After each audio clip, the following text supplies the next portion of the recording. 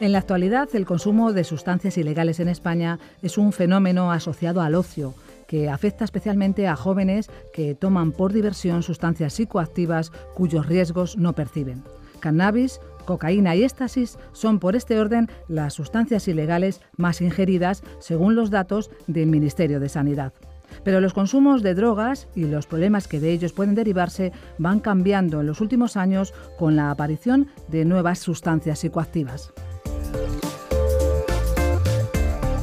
Nos encontramos ante una realidad más compleja que hay que analizar y sobre la que merece la pena un profundo debate. Para aportar nuestro granito de arena nos acompaña Emilio Ambrosio, catedrático de Psicología de la UNED y experto en psicobiología de la drogadicción, para lo que viene con 3 responsables del Plan Nacional sobre Drogas.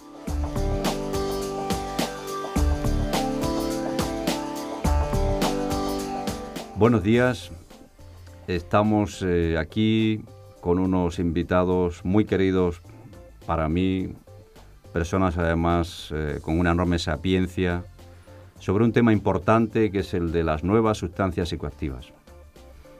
Quiero darle las gracias, antes de nada, por haber asistido a este programa de radio educativa que tenemos, a don José Oñorbe, que es su director de coordinación del Plan Nacional sobre Drogas. Muchísimas gracias, José, por estar aquí. Muchas gracias a vosotros y es un placer para mí estar con buenos amigos. Gracias. También a Julia González Alonso, que ella es asesora del Plan Nacional sobre Drogas. Julia, muchísimas gracias por estar aquí. Buenos días. También, igual que dice el doctor Oñorbe, es un gran placer estar aquí con vosotros. Y también a Rosario Sendino, que es la directora del Observatorio Español sobre Drogas. Rosario, muchísimas gracias por estar aquí. Muchas gracias a vosotros. Para mí también es un placer compartir este rato. Bueno, vamos a hablar de un tema, ya he dicho, importante en las sociedades occidentales, particularmente la española, sobre el consumo de un tipo de sustancias que se llaman así, nuevas sustancias psicoactivas. Y en primer lugar, yo quería que Rosario nos dijera qué son ese tipo de sustancias, por qué se llaman así. Pues las nuevas sustancias psicoactivas son un grupo de sustancias que tienen efectos psicoactivos, por eso se llaman así, que han aparecido en el panorama de los consumos de sustancias de manera reciente, en los últimos años, y engloban a un conjunto de sustancias que no todas son nuevas, algunas ya existían hace mucho tiempo y fueron sintetizadas hace décadas, y otras sí son de síntesis nueva, pero tanto las que son de síntesis nueva como las que son de síntesis antigua han empezado a consumirse en las épocas más recientes. Y su consumo lleva asociado una serie de problemas concretos que tendremos ahora tiempo de ver y que es importante conocer qué problemas son esos y cuál es el impacto que tienen estos nuevos consumos en la sociedad. Y, José, ¿por qué se caracterizan? ¿El modo de distribución es similar al de otras? ¿Qué tienen también además de nuevo? Porque, bueno, pues parece ser que se venden mayoritariamente por Internet, en fin. En una sociedad como la nuestra, en la cual la vida va muy deprisa y todo evoluciona muy rápido y la velocidad es una de las características nuestras, es que estas sustancias, primero, cambian con una facilidad pasmosa, agregándoles unos radicales u otros, y por tanto son muy difíciles de seguir. Son sustancias que a la gente joven, al ser nuevas, les gusta experimentar y por tanto tienen una aceptación en el mercado. No nos vamos a engañar y aunque hablamos de ellas, ojo, porque en la delegación del gobierno lo que nos preocupa, no nos preocupan estas nuevas sustancias, pero no nos engañemos, las sustancias que de verdad nos preocupan son las de toda la vida, el alcohol, el tabaco, que se consumen mayoritariamente y que son las que de verdad...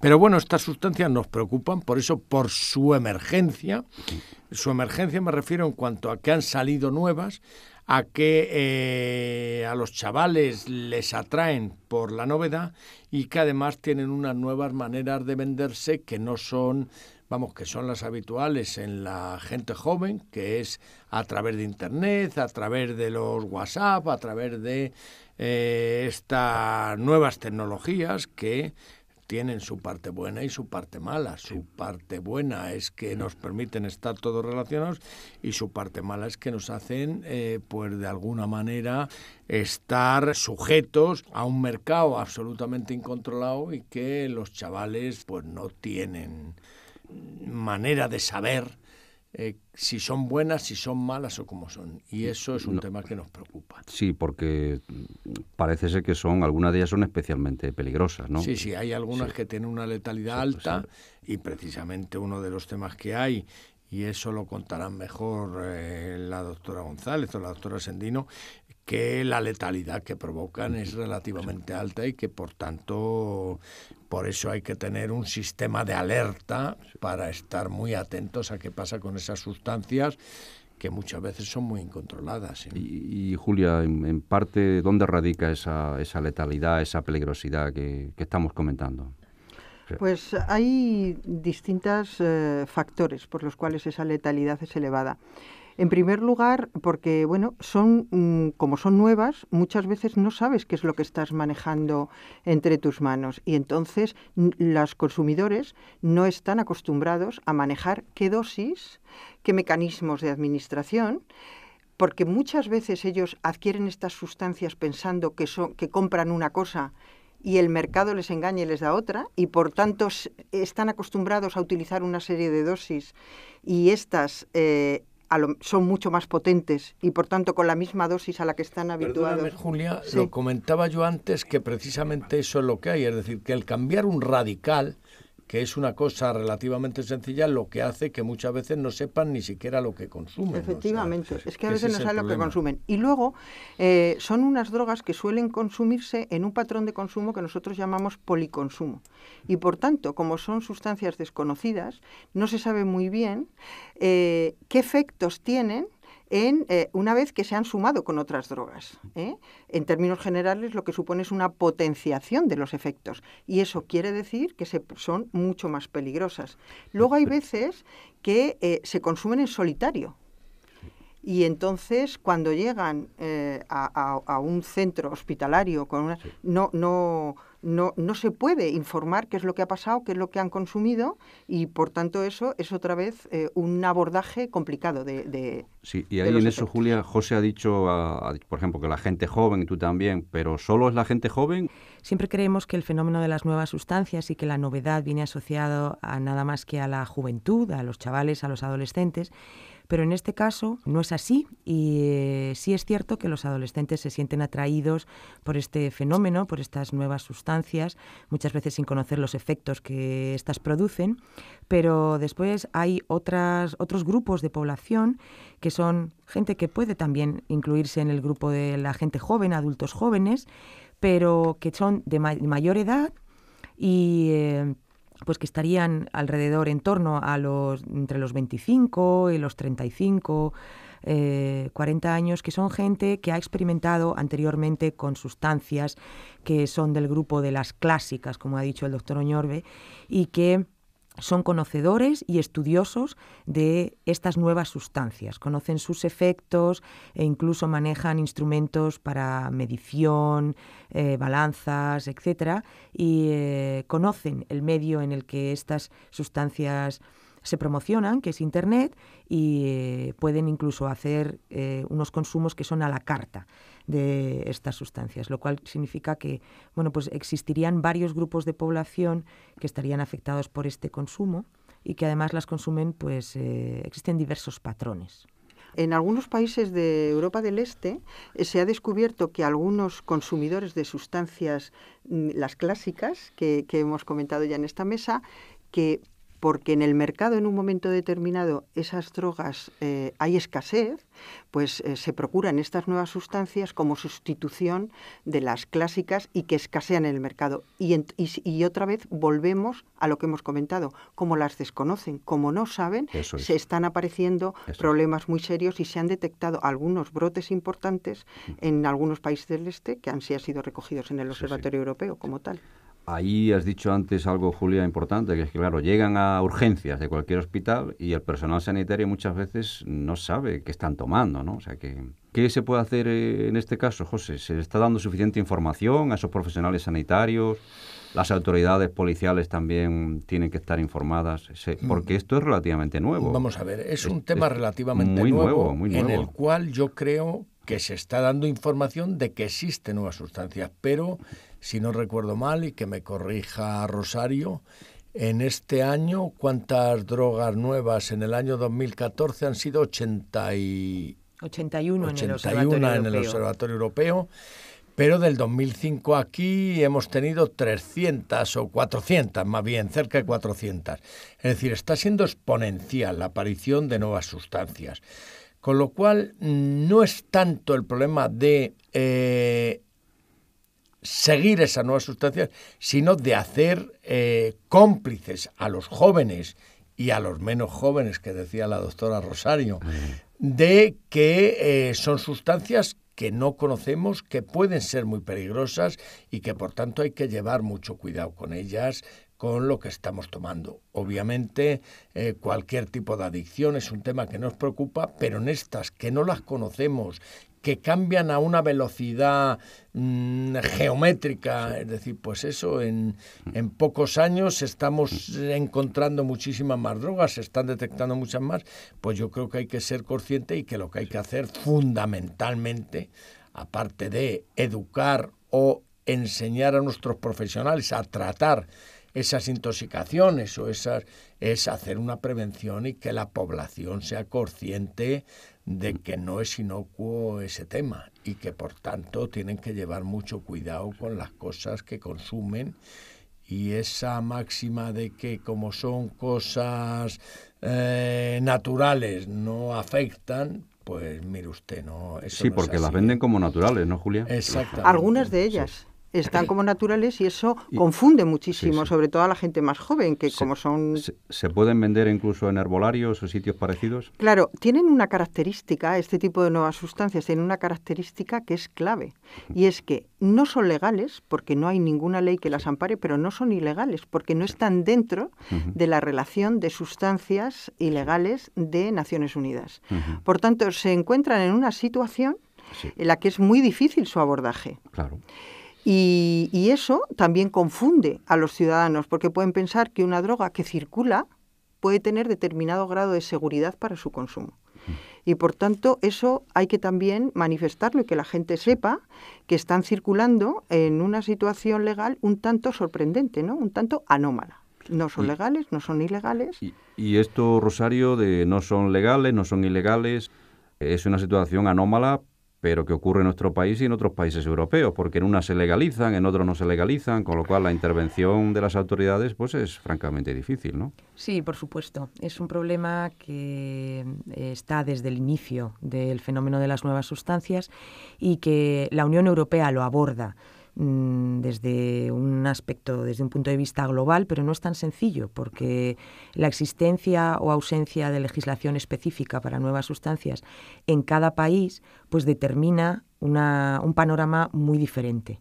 Y bueno, pues todos los países europeos están en ello, y mientras tanto, como ha dicho Julia, pues en muchos países estas sustancias gozan de una situación de alegalidad que es preocupante, porque, como en efecto, el hecho de que sea un bien de consumo que uno pueda adquirir a través de Internet, en páginas o en tiendas en su propio país, pues nadie espera encontrar algo ilegal o que vaya a tener efectos para su propia salud que se venda de manera normal en establecimientos, y de hecho así ocurre. Y además es importante que esto que ha dicho el doctor Oñorbe con respecto a los jóvenes y a la vida que vivimos y a este origen supuestamente natural, la forma de presentación de muchas de estas sustancias es en envases con formatos de sales de baño, inciensos, con otras finalidades aparentes que después los usuarios pues adaptan como les parece, sin que conste ni ingredientes ni composición, y este es uno de los mayores peligros que tienen estas sustancias. no sabemos realmente la potencia, porque puede haber sustancias que estén puramente sintéticas que vienen con una concentración superior a la de cualquiera naturales, ¿no? De las que se conocen, no siempre se conoce, pero de las que se conocen suelen ser muchísimo más potentes que las que pretenden sustituir, que fundamentalmente son del tipo de las anfetaminas y de los cannabinoides. Suelen ser muchos más potentes. Y luego ahí a nivel de autoridades, José, la policía puede rastrear, por así decirlo, esas páginas web. La policía las rastrea, y de hecho afortunadamente en los últimos tiempos ha habido una serie de ellas que se han cerrado. Eso es importante, pero sigue habiendo muchas que están abiertas, y además el problema es que continuamente van apareciendo nuevas páginas. Es un tema muy difícil de abordar, y como comentaba antes, tú puedes detectar una sustancia hoy y al día siguiente esa sustancia ha cambiado porque le han cambiado un radical, un término, y entonces el problema que hay es que ya esa sustancia ya no es esa sino otra. Sí.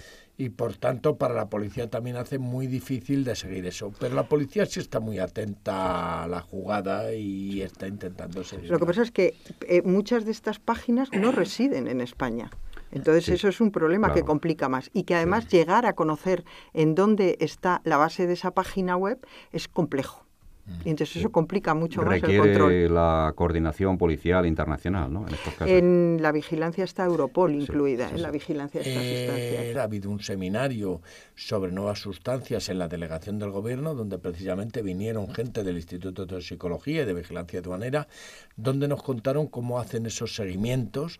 Y bueno, es un tema complejísimo que les desborda, porque claro, además no solo nos comentaron lo de las páginas web, sino que la venta de esos productos también es internacional, y que entran desde fuera, que cuando entran en la Unión Europea y ya de alguna manera se legalizan en la Unión Europea, les hace mucho más difícil de seguir.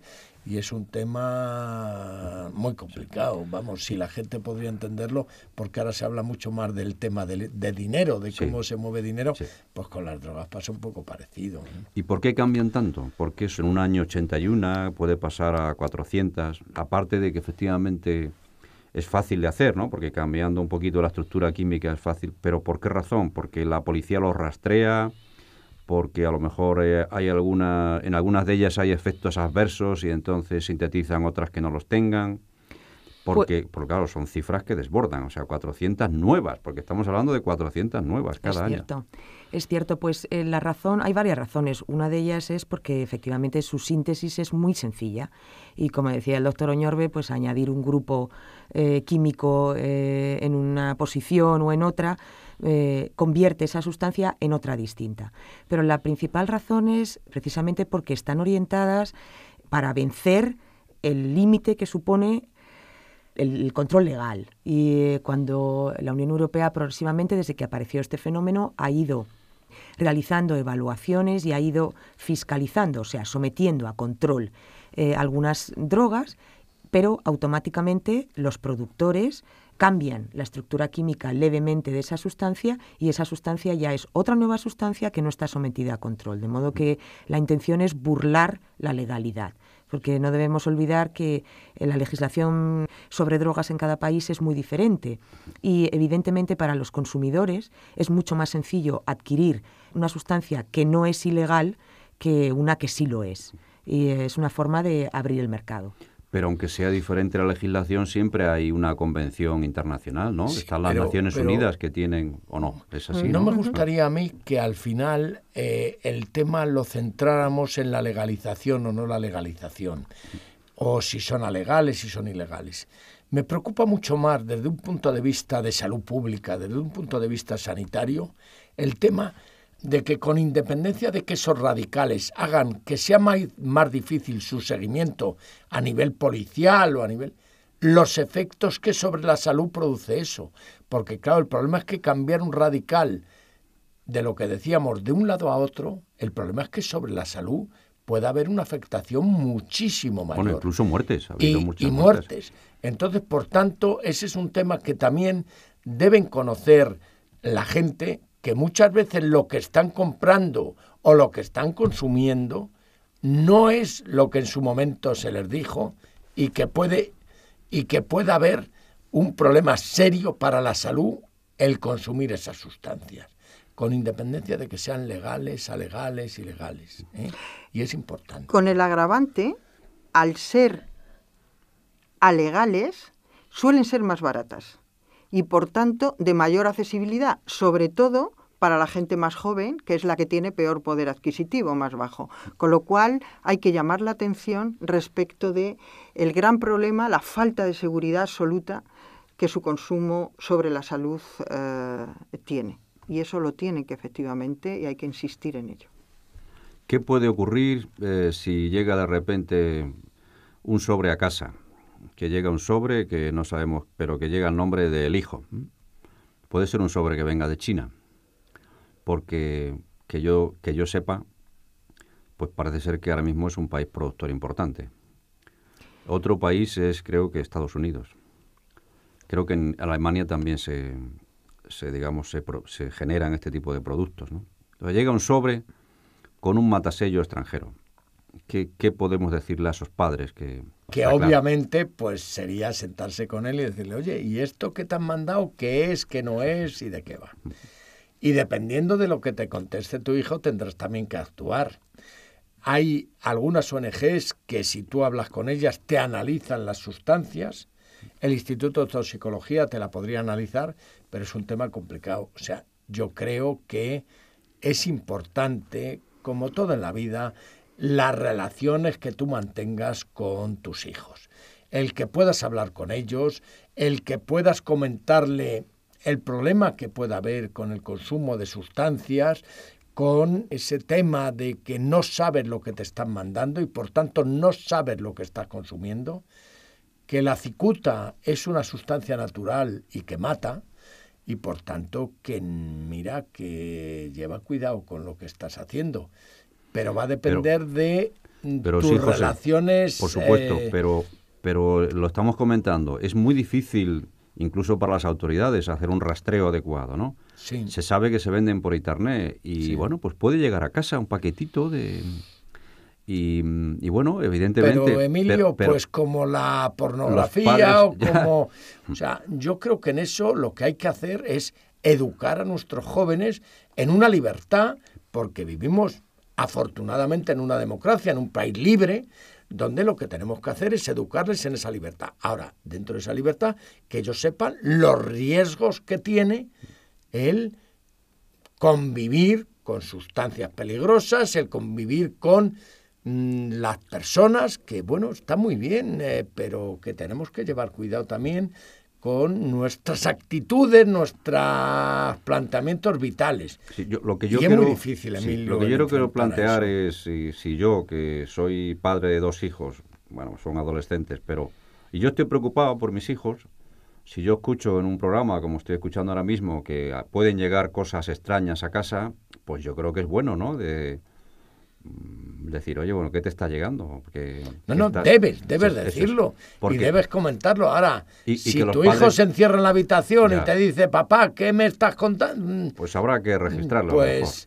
dependiendo de qué edad tengan los adolescentes, ¿no, Emilio? Y es que es complicado. En este tipo de cuestiones, por ejemplo, pues también hay consumo de este tipo de sustancias que son anabolizantes esteroideos, que sirven...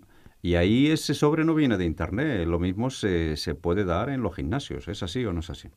Es así. En los gimnasios es así. Me asombra porque yo, hace muy poco que he empezado a ir a un gimnasio, me ha asombrado te ofrecen, el tema. ¿Te han ofrecido algo allí? No me han ofrecido, porque afortunadamente me deben ver ya no estar en edad. Pero me asombra porque yo veo que hay chavales que cuando salen de la ducha, en unos botes, pues echan unas sustancias y tal, lo mueven y entre ellos hablan, no, porque yo ahora estoy tomando y tal, y eso. Fíjate tú. Y te asusta. Pero bueno, Emilio, yo pues obviamente estoy en el gimnasio y no voy a explicarles nada a esos chavales. Si fuera mi hijo, yo se lo explicaría. Pues es a lo que voy, que los padres tienen que estar formados en este tipo de cuestiones que incluso no que viene de China, sino que lo tienen en el gimnasio al lado. Puede ser. Absolutamente.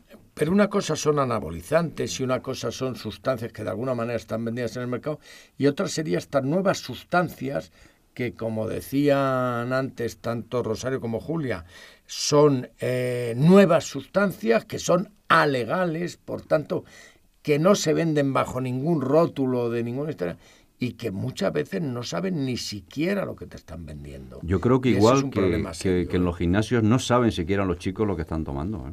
Muchísimas veces. Sobre todo desconocen las consecuencias de tomar eso. Porque, bueno, a veces pueden saber que están tomando anabolizantes, ¿no? Porque ellos lo que quieren es tener un cuerpo extraordinario, perfecto, estamos en un momento de cultivo al físico y a la imagen. El problema es que lo que tienen que conocer es que eso, además de fortalecer tu musculatura, tiene otras consecuencias más. Muchas veces muy poco deseables. Eso es lo que tiene que haber. Suficiente información para que los propios jóvenes y los propios jóvenes y los propios adolescentes sepan que consumir por consumir tiene un riesgo. Y el riesgo hay que asumirle. Y ojo. Planteado el problema, porque sabemos que existe, ese problema de una extensión tremenda de este tipo de sustancias con un número abundante cada año, se está, digamos, informando a la sociedad española. Estamos intentando informar a las autoridades, a todas las autoridades que se puedan, y formar a la opinión pública, por así decirlo. Que este es uno de los objetivos precisamente también de este programa. Hay un sistema además de vigilancia que se lidera desde la Delegación del Gobierno para el Plan Nacional sobre Drogas y hay que decir que colaboran muchísimos agentes y desde luego hay una participación extraordinaria. Y está desde el Ministerio de Hacienda a través de aduanas, el Ministerio de Sanidad, por supuesto, pero está Justicia, Interior, las organizaciones nacionales, las ONGs que tienen programas en zonas de ocio y que están colaborando de una manera extraordinaria. Es decir, que hay programas de vigilancia que luego desde ahí se saca información que nos permite luego facilitar y a esa lista, Julia, tienes que añadir la UNED y este programa. De acuerdo, pues ahí tomamos nota. Por eso estamos aquí. Muchísimas gracias. Muchísimas gracias. A vosotros por estar aquí.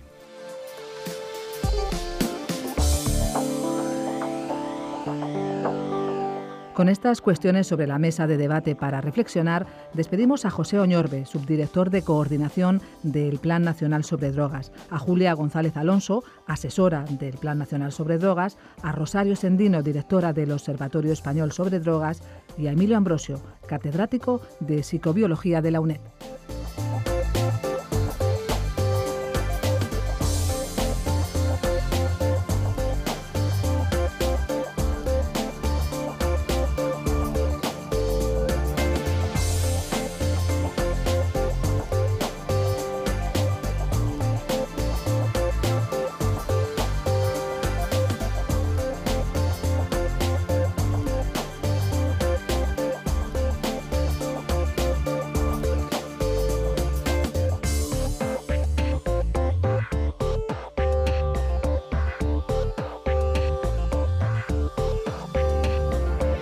Sin distancias.